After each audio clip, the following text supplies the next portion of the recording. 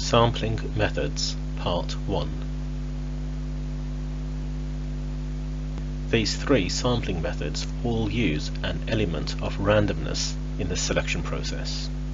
We look at these three in Part 1.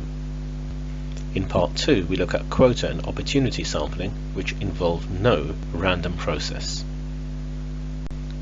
A simple random sample. So this is the easy part of the definition, that members of the population have an equal chance of selection. And the bit that's often forgotten is this, that your selections are independent, so there can't be any underlying patterns, for instance, in your selection process. And then you've got some advantages and some disadvantages. So an example of simple random sampling. From my 2,800 students, I want a sample size of 50.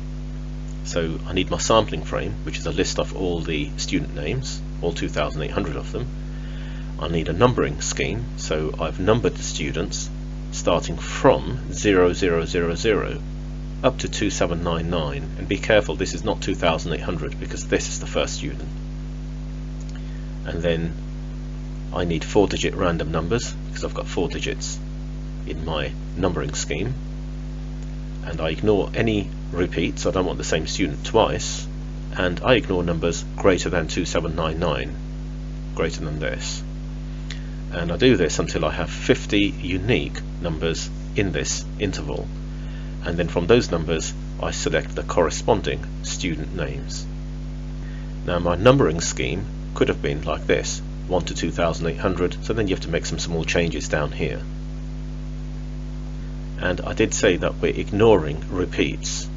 So if you get the same number twice in that interval, you don't want to pick the same student twice, but if you do allow the same student to be picked twice, that would lead to something called an unrestricted random sample, which has very limited use in reality.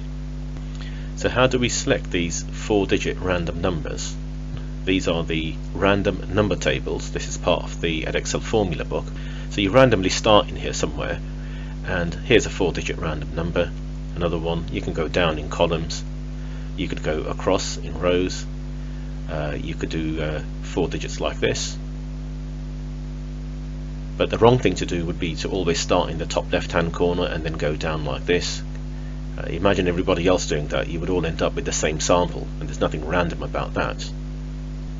If we were looking for, let's say, 6-digit random numbers, then you would just do something like this. You've got 6 digits at a time, and so on.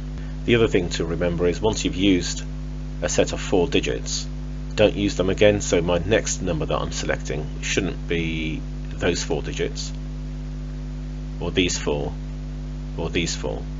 So if I've used those 4, then you move along like this. Don't use the same digits twice.